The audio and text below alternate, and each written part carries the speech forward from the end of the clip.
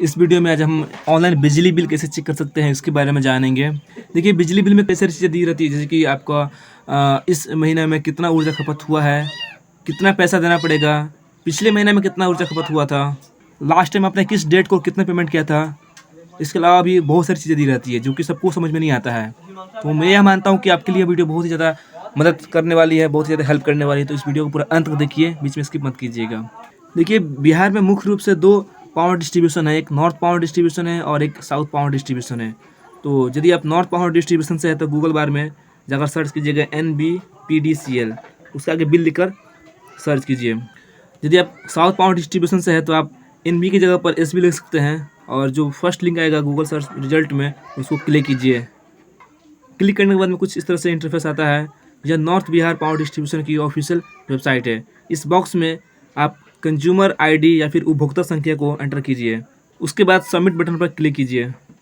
उसके बाद नीचे स्क्रॉल कीजिएगा तो कुछ इस तरह से आपके सामने इन्फॉर्मेशन दिखाई दे देंगे, जैसे कि सबसे पहले इस टेबल में कंज्यूमर नंबर दिखाई दे रहा है, उसके बाद में कंज्यूमर का नाम, उसके बाद में बिल मंथ यानी कि किस मंथ का बिल आया है, उसका ड्यू डेट क्या है, कितना अमाउंट पे करना है। तो यदि आप अमाउंट पे करना चाहते हैं तो आप सिंपली इस पे बिल वाला बटन पर क्लिक करके पेमेंट कर सकते हैं। लेकिन यदि आप पेमेंट नहीं करना चाहते हैं, बिल देखना चाहते हैं, तो सिंपली इस व्यू बिल वाला बटन पर क्लिक करके इसको ओपन कीजिए और इसको डाउनलोड कीजिए अपने फ़ोन में। यह ओपन होने के बाद कुछ इस तरह का इंटरफेस आता है। आप देख सकते हैं इसमें बहुत सारी जानकारी दिए रहते हैं, हम सभी को एक एक करके समझते हैं। जैसे कि इसमें सबसे पहला बॉक्स में कंज्यूमर का नाम, उसका एड्रेस और विद्युत कनेक्शन की तिथि भी दिखाई दे रहा है। उसके आगे खाता संख्या और उपभोक्ता संख्या दिया गया है।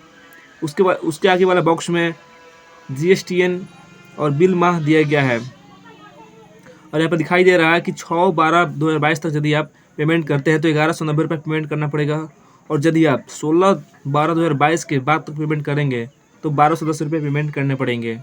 उसके आगे आप देख सकते हैं कि यहाँ पर बकाया विवरणी भी है, मतलब पिछले महीने का बिल इसमें बाकी है और कुछ अन्य बकाया है, ठीक है। और ये आपका वर्तमान बिल है। तो इस वर्तमान बिल में यहाँ पे नीचे बता रहा है और प्लस ब दोनों जोड़कर 1191 रुपया है। तो इतना रुपया कैसे जोड़ दिया, हम इसको समझेंगे, आसान भाषा में समझेंगे। आप पूरा अंत तक देखिए वीडियो को।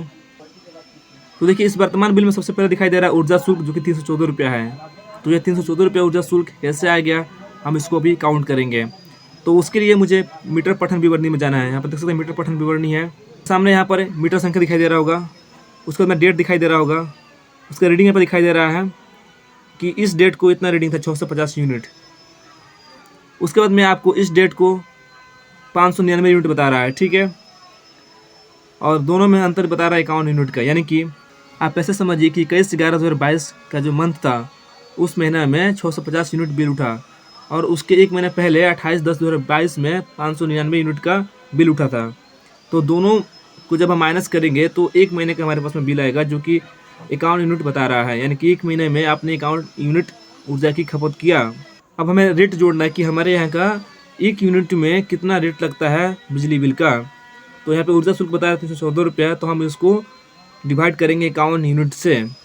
तो जब हम 51 यूनिट से डिवाइड करेंगे तो हमारे पास में कुछ 6 रुपये 15 पैसे निकल कर आता है। इसका मतलब ये हुआ कि बिहार सरकार हमारे यहाँ एक यूनिट बिल का 6 रुपये 15 पैसे ले रही है।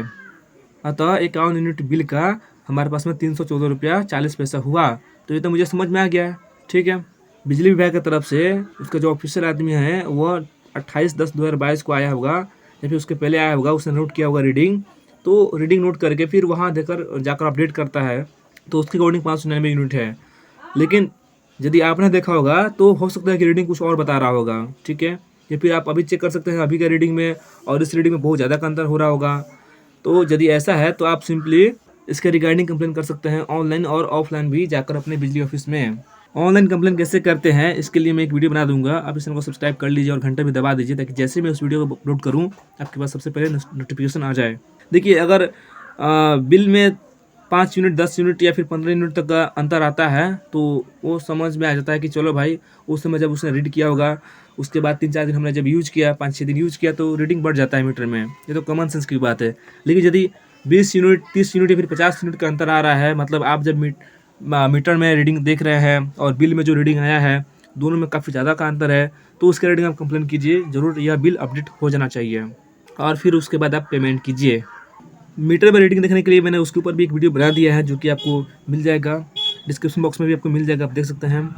अच्छा, आप यहाँ डिटेल में भी देख सकते हैं। खपत विवरणी के नीचे में महीना का नाम लिखा हुआ है और यहाँ पे खपत बता रहा है कि आपका नवंबर महीना में 51 यूनिट बिल खपत हुआ है, अक्टूबर महीना में 70 यूनिट बिल खपत हुआ है, सितंबर महीना में 35 यूनिट बिल खपत हुआ है। तो मान लीजिए कि जैसे कि मेरे केस में यहाँ पर ऊर्जा बकाया बता रहा है 360 रुपया, ठीक है। बकाया विवरणी हम देखते हैं तो मैं यहाँ से भी देख सकता हूँ कि भाई 360 रुपये बता रहा है, हमारे पिछले महीने में 70 यूनिट बिल खत्म हुआ है। तो फिर जब उसको डिवाइड करके मल्टीप्लाई करेंगे तो लगभग यह सेम आएगा, ठीक है। तो इसके मतलब यह जो लिखा है ऊर्जा बकाया 360 रुपये भी हमारा सही लिखा है। अच्छा, उसके अलावा अन्न बकाया यहाँ पर 643 रुपये लिखा हुआ है। तो ये अन्न बकाया क्या चीज़ का दिखाई दे रहा है, उसके लिए हमें नीचे जाना पड़ेगा। यहाँ पर अंतिम भुगतान विवरणी के नीचे में देखिए अन्न बकाया विवरणी है, तो मैं जूम आउट करके और फिर जूम इन करके दिखा देता हूँ। देखिए यहाँ पर बता रहा है अन्न बकाया विवरणी, जो कि 643 रुपये बता रहा है। तो भाई मैंने तो पिछले बार में सारा पेमेंट दे दिया था, बिजली का बिल भी दे दिया था और अन्न बकाया भी दे दिया था, लेकिन अभी भी यहाँ पर अन्न बकाया शो कर रहा है। क्या चीज़ का शो कर रहा है मुझे समझ में नहीं आ रहा है। मुझे लगता है कि बिजली विभाग मुझसे ज़्यादा पैसा ले रही है, तो मैं इसके लिए भी कंप्लेन करूँगा, ठीक है। उसके ऊपर में आप देख सकते हैं अंतिम भुगतान विवरणी, यानी कि पिछली बार आपने कितना अमाउंट पे किया था और किस डेट को पे किया था, इसके बारे में यहाँ पर दिया गया है। तो यदि आपके केस में भी ऐसा है कि आपने पिछली बार में पूरा पेमेंट कर दिया था, लेकिन इस बिल में यानी करंट बिल में पिछला बिल का रीडिंग जो कि बकाया बता रहा है और अन्य बकाया भी बता रहा है, तो उसके रिगार्डिंग भी आप ऑफलाइन कंप्लेन कर सकते हैं अपने बिजली ऑफिस में जाकर। अच्छा, इतना सब कुछ समझने के बाद में अब हम यहाँ वर्तमान बिल पर आते हैं, ठीक है। तो अब ये सब कुछ देखने के बाद में हम यहाँ से आसानी से समझ सकते हैं कि ऊर्जा शुल्क 314 रुपये जो कि इस महीने का लिया हुआ है, नीचे विलम्ब अधिभार लिया हुआ है 11 रुपया, यहाँ पर फिक्स्ड डिमांड चार्ज 16 रुपये ले रहा है, 18,800 रुपये हमसे विद्युत कर ले रहा है।